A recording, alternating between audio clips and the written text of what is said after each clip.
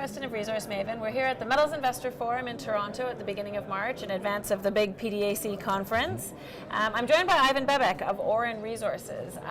Auryn I like to describe as a portfolio of companies in one, sure, because that's basically what you're trying to juggle. What you do juggle on a regular basis is operations in two very different large areas in northern Canada as well as down in Peru. So, in 5 minutes, let's see how quickly we can get through what's going on. Sure. Committee Bay, huge greenstone belt in Nunavut. You also have a project that's close to it that you've acquired that adds to your land position in that area.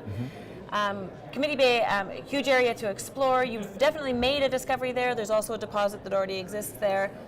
But what's new this year with Committee Bay? There's some data that you're adding to the mix that I know you guys are very excited about. Sure. We've spent about 2.5 years trying to figure out how to target gold underneath cover. Yes. And that's been the story, and that's the billion or $1 million question at Committee Bay. Two things. One is going back this summer to drill underneath the discovery is the most exciting thing to do as an explorationist. Sure. That to us gives us really high probability that if we drill underneath it and beside it, we have a good chance of success. But what's really been the biggest layer that we've had as a resolution is the density of our till spacing. Last summer we were targeting on site. We were using an XRF gun to see if indicator metals were present that would indicate gold is nearby, because an XRF gun, PXRF gun, will not find gold. It'll find copper or some of the other arsenic, other metals that can occur. What we found was in the off season we went and we sampled a bunch of our XRF samples, which happened to be 50 by 50 meter spacing versus the 1 kilometer lines that are 500 meter spacing. And we're starting to find a very obvious targets that it's bringing us right back to source. So when we go up this year and we drill around Ivik, and we'll probably have a plethora of other targets, probably between 3 to 7 targets, we're going to actually have a drill plan for the first time ever before we go up. So none of this trying on the spot, trying to guess new things. Happens, We've got 2.5 years of heavy lifting of trying to figure out the belt. This is the most important layer that we see because it tells you which of 3 structures to be on when you see a gold signature on the back of a structure from ice movement. So a really revolutionary step for us that we think it's going to be the big one this year, and possibly more than one places. Well, that's exciting when you're looking at a place where the rocks are as prospective as they are up there, the exploration has been as minimal as it has, and now you've got, like you say, all this work already in the ground. Yeah. So that's Committee Bay. Let's move over to BC, where you have Homestake Ridge, a more advanced asset in the portfolio. It's seen lots of work from previous operators. Now Auryn has had a chance to put your stamp on it as well. Sure. What's your sort of outlook on how Homestake Ridge plays? So a lot of work done previously, as you've said.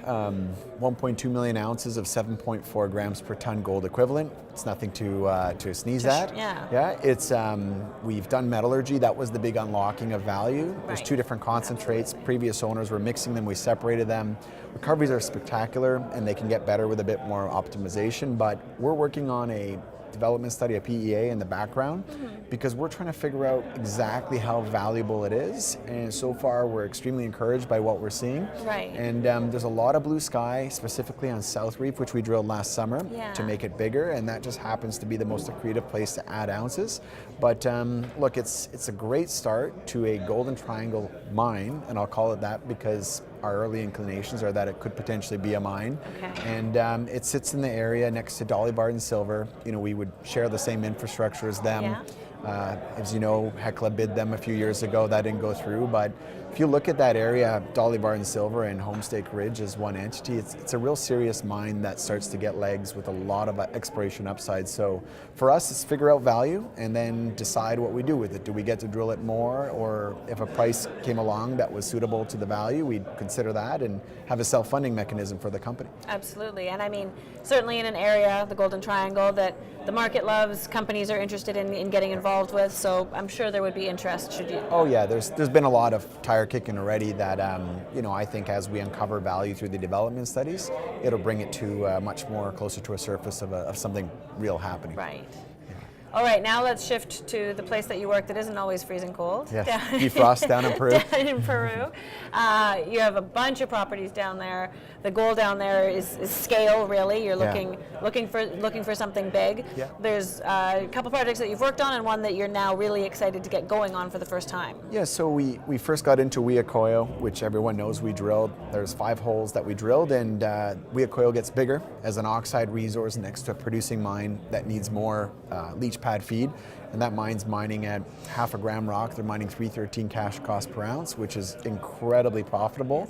Yeah. Keeping that factor in mind, we have this project called Sombrero. And Sombrero's the largest in terms of scale and the highest grade pre-drilling look we've had in our careers. There's multi-gram gold. We're talking 2 to 9 grams gold, but a bulk of that being in a 3 to 5 gram right on surface. There's multi% copper, talking 0.5% up to 16%, but a lot of 2-3% copper off of several structures on a land position now that's 55,000 hectares, which is the same size as what Caden had when we sold Caden to Agnico Eagle. Right. And what we have is a little bit of a teaser outside of all these really high grade gold and copper on surface. We have a river that cuts a valley right next to us, and it gives us a cross section of about 300 to 400 meters, and it shows the mineralized system going right down the whole thing. We can't sample the rock face, but when you're standing on high grade gold and copper, it's quite spectacular. So Sombrero for me is Committee Bay South, and that's how much scale there is to this project. It's outcropping mineralization, not everywhere. There is some cover, and that's why it wasn't found previously. But when you talk multi-gram copper, multi% copper, multi-gram gold all over the surface, you start to get the hair on the back of your neck because you're 200 kilometers west of a mine called Las Bambas, Antintaya, and Tucapay, some of the big mines in Peru. Absolutely. Endowment is key, and as of April 1st, we should have full access to start doing surface work and lining up for a drill program in Q4 right after Committee Bay. Right. I would say the efforts that you've done down in Peru, as a bit of a side note, are a good tale for investors about the technical expertise it takes to identify opportunities, the capital, and then the time in order to put the pieces together, get the social engagement, get the permits. It's not an easy thing to do, and now you've done a lot of that work. Great comment. One last note on that is the communities, and they're amazing when you create great relationships with them, but it takes anywhere from 1 to 3 years to get a good community agreement in place. We're at the end of about 14 months in Sombrero, and so investors get to look at us now when we actually are finally completing. We do have community agreements on Huillacoyo, and we're close on Baños del Indio, but we spent a year and a half building these relationships, and they're not opposed to mining companies being there. You can't make best friends overnight. Yes. It takes time to get to know them. What they've given us, and you're going to see more of this from us in the communities we work with, they give us windows to do some surface exploration. That's how we got all those numbers. Right. But we had to sit on our hands for a year and a half and wait for the agreement to be complete. So it's finally completing now, and super excited to go get down there and get drilling. Busy year ahead? Yeah, very busy. I think the second half of the year will be tremendous because it'll have the drill turning, and I think the next few months you'll see more about the Committee Bay targeting. You'll see that, and it will really shape it from a technical perspective to let people speculate on how much further we've come in our understanding up there. And then you're going to see non-stop results out of Peru prior to a drill program in Q4, and we'll be shaping a really big district at Sombrero. So a lot of exciting things to look forward to. Well, best of luck with it all. Thank you so much. Pleasure being here.